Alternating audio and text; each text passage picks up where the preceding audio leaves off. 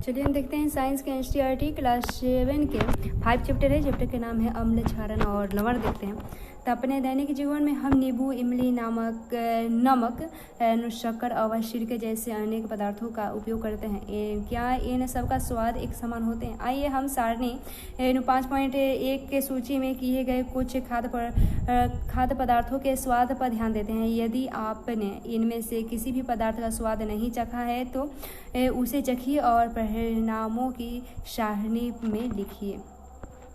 यह है नींबू का रस है, संतरे का जूस रस है और सिरका है, दही, इमली, शक्कर, नमक, आंवला, खाने का सोडा, अंगूर, कच्चा आम है। कुछ चेतावनी दी गई है कि किसी भी वस्तु को तब तक मत चखिए जब तक कि ऐसा करने के लिए आपसे न कहा जाए। किसी भी वस्तु को तब तक स्पर्श न करें जब तक कि ऐसा करने के लिए आपको ना कहा जाए।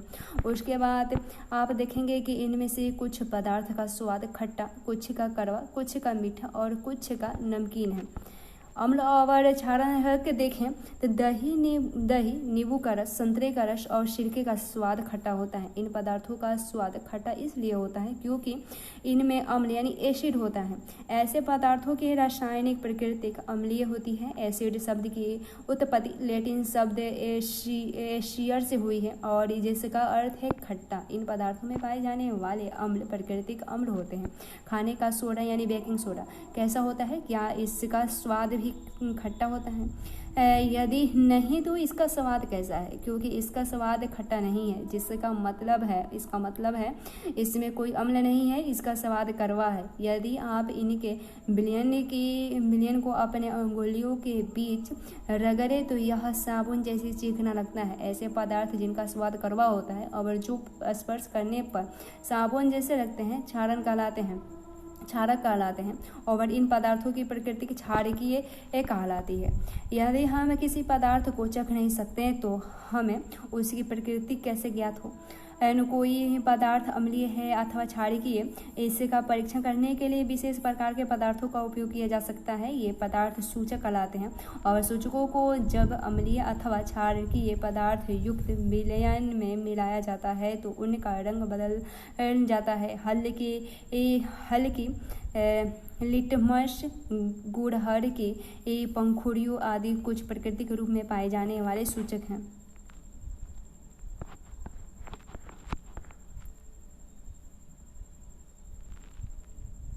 यहाँ कुछ दिया गया है, अम्ल का नाम दिया गया है और किससे पाया जाता है तो एसिटिक अम्ल सिरका से पाया जाता है, एसिटिक अम्ल सिरका से पाया जाता है और फॉर्मिक अम्ल चींटी का डंक से और उसके बाद साइट्रिक अम्ल नींबू कुल के फल जैसे संतरा, नींबू आदि से और लैक्टिक अम्ल दही से, ऑक्सैलिक अम्ल पालक से और एस्कॉर्बिक अम्ल आंवला सिट्रस फल से, इसमें विटामिन सी होता है। उसके बाद टर्टिक अम्ल इमली, अंगूर, कच्चे आम आदि से। ऊपर दिए गए सभी अम्ल प्रकृति में पाए जाते हैं। उसके बाद फिर देखते हैं कैल्शियम हाइड्रोक्साइड चूहने का पानी से मिलता है। उसके बाद अमोनियम हाइड्रोक्साइड मिलते हैं, खिड़की की कांच आदि साफ करने के लिए उपयुक्त मार्जक है। और उसके बाद सोडियम हाइड्रोक्साइड साबुन, इसमें पोटेशियम हाइड्रोक्साइड भी मिलता है साबुन में। उसके बाद मैग्नीशियम हाइड्रोक्साइड दूधिया मैग्नीशियम यानी मिल्क ऑफ मैग्नीशियम से। उसके बाद देखते हैं हमारे आसपास के प्राकृतिक सूचक देखते हैं। लिटमस एक प्राकृतिक रंजक देखते हैं तो सबसे सामान्य रूप में उपयोग किए जाने वाला प्राकृतिक सूचक लिटमस है। इस लाइकेन यानी शेक से निष्कर्षित किया जाता है। अशुद्ध जल में इसका रंग माव यानी नीलशूर्ण होता है। जब इसे अम्लीय विलय में मिला लिया जाता है तो यह लाल हो जाता है और जब क्षारीय विलय में मिला लिया जाता है तो यह नीला हो जाता है। यह विलयन के रूप में अथवा कागज की पट्टियों के रूप में उपलब्ध होता है जिन्हें लिटमस पत्र कहते हैं। सामान्यतः यह लाल और नीले लिटमस पत्र के रूप में उपयोग होता है।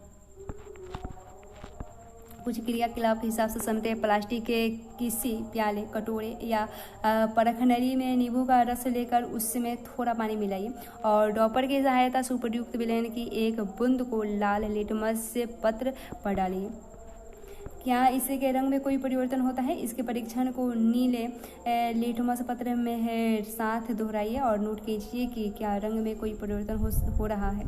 इसी क्रियाकलाप को निम्नलिखित पदार्थों के साथ दोहराइए। नलके का पानी, अपमार्जक यानी डिटर्जेंट और डिटर्जेंट का घोल, उसके बाद भारतीय पेय पदार्थ, साबुन का विलय, शैम्पू, सामान्य नमक का विलयन, शक्कर का विलयन, सिरका, बेकिंग सोडे का विलयन, दूधिया मैग्नीशियम, धावन सोडे का विलयन तथा चूने का पानी यदि संभव हो तो विलयन आसूत जल में बनाएं। कुछ शब्द दिए हैं, चूने का कुछ महत्वपूर्ण शब्द दिए हैं। तो चूने का पानी बनाने के लिए किसी बोतल में चूने की कुछ मात्रा पानी में घोलिए और विलयन की भली भांति हिलाकर कुछ देर तक रखा रहने दीजिए और जब बोतल के ऊपरी भाग से कुछ द्रव को किसी बर्तन में निथार लीजिए। यह द्रव वही चूने का पानी होता है। उसके बाद फिर देखते हैं क्या आपकी सूची में कुछ ऐसे विलयन हैं जिनका लिटमस पत्र पर कोई प्रभाव नहीं होता। तो इस पदार्थ के नाम लिखिए। ऐसे विलयन हैं जो लाल अथवा नीले लिटमस पत्र के रंग को परिवर्तित नहीं करते, वह उदासीन विलयन कहलाते हैं। ऐसे पदार्थ न तो अम्लीय होते हैं और न ही क्षारीय होते हैं।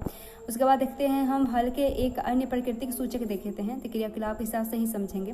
तो 1 चम्मच हल्दी पाउडर लीजिए, इसमें थोड़ा जल मिलाकर इसका पेस्ट बनाइए और उसके बाद स्याही सुर्खा या स्याही सुर्खा या फिल्टर पत्र पर हल्दी का पेस्ट लगाकर हल्दी पत्र बनाइए और उसे सुखा लीजिए। हल्दी पत्र की पतली पतली पट्टियाँ काट लीजिए और हल्दी पत्र की पट्टी पर 1 बूंद साबुन का विलयन डालिए।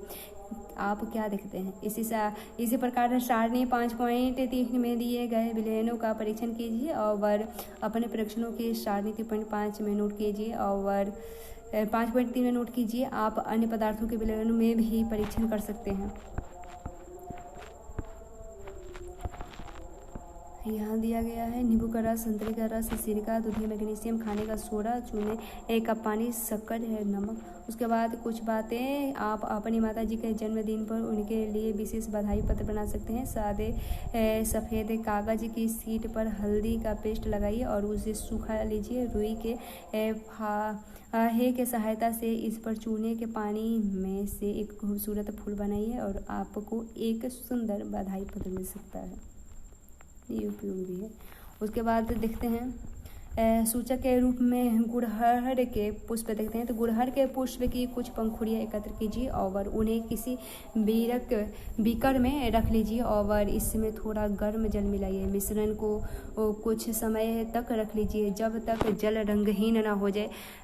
रंगहीन जल के सूचक के रूप में उपयोग कीजिए और इस सूचक की 5-5 बूंदे सारणी 5.4 में जो दिए गए हैं प्रत्येक विलयन में मिलाइए। यहाँ दिया गया है शैम्पू, नींबू का रस, सोडा, जल और सोडियम हाइड्रोजन कार्बोनेट का विलयन, सिरका का विलयन, नमक का विलयन। उसके बाद सूचक का अम्लीय, क्षारीय और उदासीन विलयनों पर क्या प्रभाव पड़ता है? गुड़हल के पुष्प का सूचक अम्लीय विलयनों को गहरा गुलाबी और क्षारीय विलयनों को हरा कर देता है। आप इन प्राकृतिक सूचकों को बनाकर उसे अम्लीय, क्षारीय और उदासीन विलयनों में रंग परिवर्तन देखने का प्रयास कर सकते हैं। पहेली आपके लिए निम्नलिखित समस्या लेकर आई है। इसमें पहेली दिया गया है। पहेली है, उसका सवाल आता है, उसका कॉफ़ी का रंग है भूरा और स्वाद है कड़वा। अम्ल है या है क्षार। प्रश्न बड़ा है और दुर्साव। स्वाद के कारण है अनजान। बिना परीक्षण हो ना ज्ञान। क्रियाकलाप के हिसाब से कुछ देखते हैं। शिक्षकों की अपेक्षित है कि वे अपने विद्यालय की प्रयोगशाला अथवा आसपास के किसी विद्यालय से निम्नलिखित रसायनों की उपलब्धता सुनिश्चित करें और तनु हाइड्रोक्लोरिक अम्ल, तनु सल्फ्यूरिक अम्ल, तनु नाइट्रिक अम्ल, रेसिट्रिक अम्ल और सोडियम हाइड्रोक्साइड और अमोनियम हाइड्रोक्साइड तथा कैल्शियम हाइड्रोक्साइड यानी चूने का पानी, इनमें से प्रत्येक विलयन पर 3 सूचक का प्रभाव को प्रदर्शित कीजिए। कुछ चेतावनी है, प्रयोगशाला अम्लों के क्षारकों के रखरखाव तथा उपयोग में अधिक सावधानी बरतनी चाहिए, क्योंकि ये क्षारक प्रकृति के होते हैं जो त्वचा में जलन उत्पन्न करते हैं और उनसे हानि भी पहुंचती है। उसके बाद उदासीनकरण देखते हैं। तो हमने पढ़ा है कि अम्ल नीले लिटमस को लाल कर देते हैं और क्षारक लाल लिटमस को नीला कर देते हैं। आइए अब यह ध्यान देने की बात है कि जब किसी अम्ल को किसी क्षारक में मिलाया जाता है तो क्या होता है। हम उस सूचक का उपयोग करने जा रहे हैं जिसका आपने अभी तक प्रयोग नहीं किया है और इसे फिनोल्फथैलीन कहते हैं। देखते हैं यह क्रियाकलाप शिक्षक द्वारा कक्षा में निर्देशित किया जाना चाहिए। तो देखते हैं किसी परखनली के 1/4 भाग को तनु हाइड्रोक्लोरिक अम्ल से भर दीजिए और इसका रंग नोट कीजिए। और उसके बाद फिनोल्फथैलीन विलयन के रंग को भी नोट कीजिए और सूचक के 2 से 3 बूंद अम्ल में मिलाइए। परखनली को धीरे धीरे हिलाइए। क्या आपको अम्ल के रंग में कोई परिवर्तन दिखाई देता है? तो अम्लीय विलयन में ड्रॉपर से सोडियम हाइड्रोक्साइड की 1 बूंद लीजिए। परखनली को धीरे धीरे हिलाइए। क्या विलयन के रंग में कोई परिवर्तन होता है? विलयन को निरंतर हिला आते हुए बूंद बूंद करके सोडियम हाइड्रोक्साइड विलयन डालना तब तक जारी रखिए जब तक कि हल्का गुलाबी रंग का ना हो जाए। और अब इनमें तनु हाइड्रोक्लोरिक अम्ल की 1 बूंद और मिलाइए।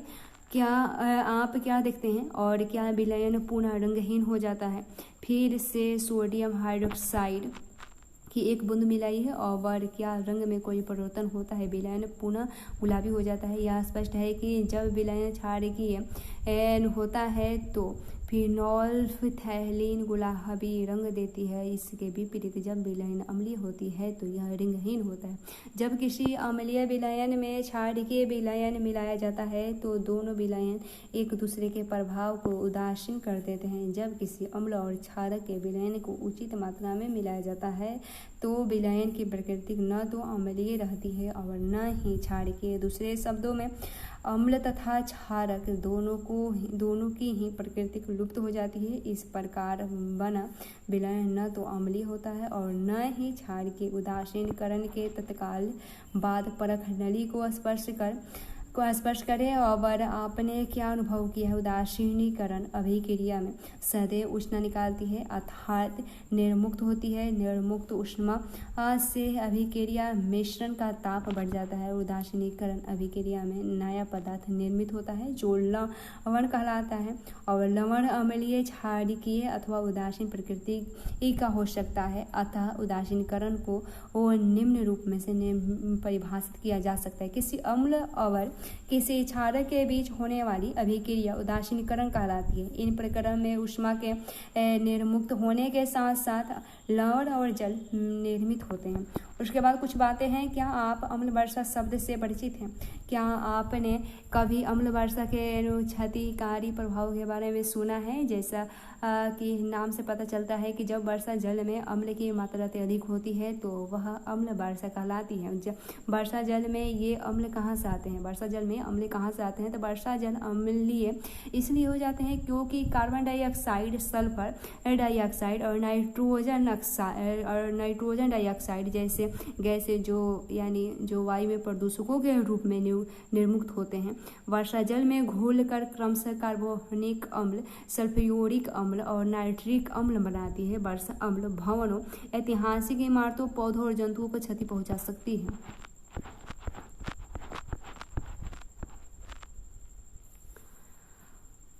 और उसके बाद दिया गया है अम्ल प्लस क्षारण, लवण प्लस जल उष्णा निर्मुक्त होती है और निम्नलिखित अभिक्रिया इसका उदाहरण है।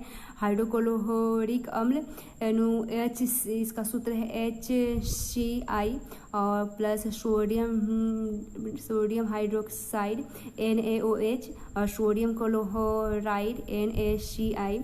उसके बाद प्लस जल का सूत्र है H2O प्लस उष्मा और बूझों चूहोने के पानी में तनु सल्फ्यूरिक अम्ल मिलाया है। अभी एक क्रिया मिश्रण गर्म हो जाएगा अथवा ठंडा। उसके बाद देखते हैं दैनिक जीवन में उदासीनीकरण के उदाहरण देखते हैं।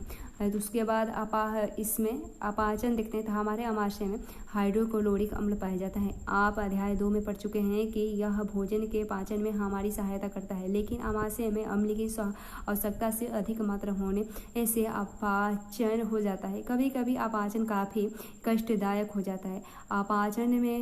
अपाचन से मुक्ति पाने के लिए हम दूध या मैग्नीशियम जैसी कोई प्रति अम्ल लेते हैं, जिससे मैग्नीशियम हाइड्रोक्साइड होती है और यह अत्यधिक अम्ल के प्रभाव को उदासीन कर देती है। उसके बाद चींटी का डंक देखें। तो चींटी के डंक में फार्मिक अम्ल होता है। जब चींटी काटती है तो यह त्वचा में अम्लीय द्रव्य डाल देती है और डंक के प्रभाव को निर्मुक्त खाने का सोडा यानी सोडियम हाइड्रोजन कार्बोनेट, तो सोडा अथवा कैल्शियमाइक विलय मलकर उदासीन किया जा सकता है, जिससे जिंक कार्बोनेट होता है।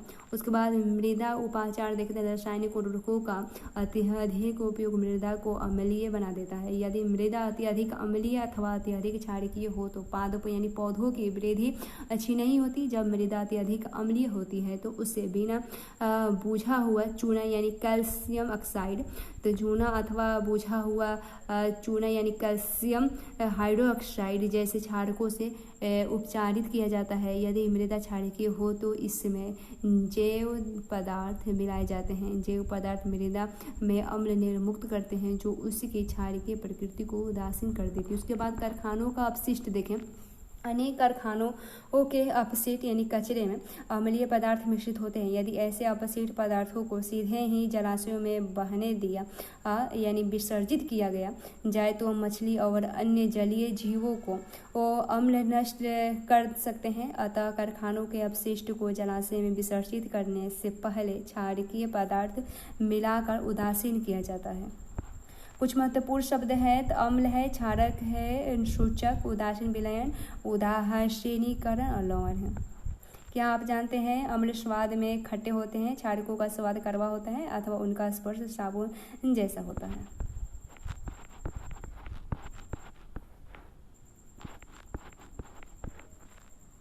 फिर यहाँ एक कुछ दिया गया है।